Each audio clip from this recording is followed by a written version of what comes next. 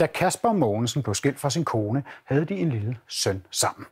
Selvom det var Kasper selv, der gik, så stod han alligevel meget alene med konsekvenserne af skilsmissen.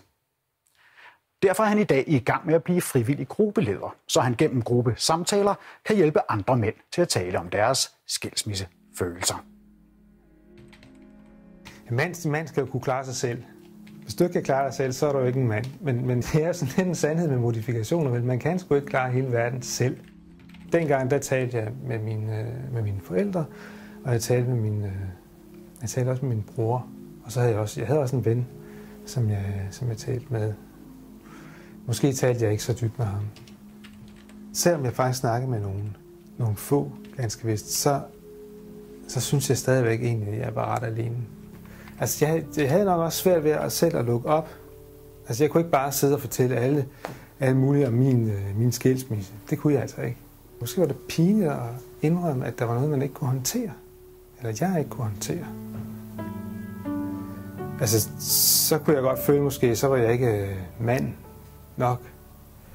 Ja, nu er jeg så startet i en gruppe, kan man sige, kaldet af mænd, som også har været i lignende situationer og er i forskellige aldre. Og det er så meningen, at vi skal lede nogle grupper for skilsmisseramte mænd. Det er meget svært at nå ud til mænd. Hej. Hej. Hej. Hej. Thomas. Hej. Hej. Hej. Vil det være okay, at vi lige stiller os op og tager en runde omkring det? Ja.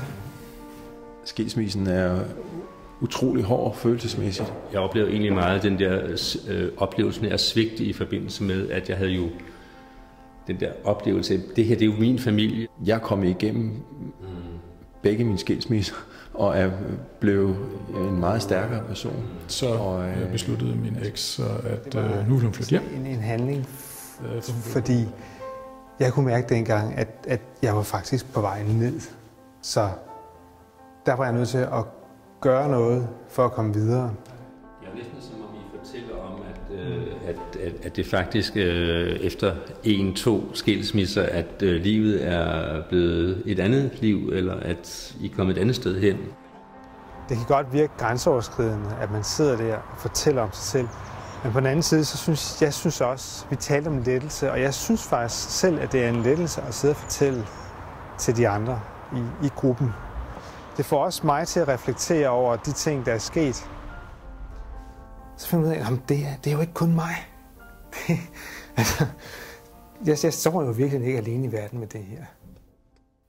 Lige nu starter Kasper Mogensen og de andre mænd mandegrupper op på Sjælland.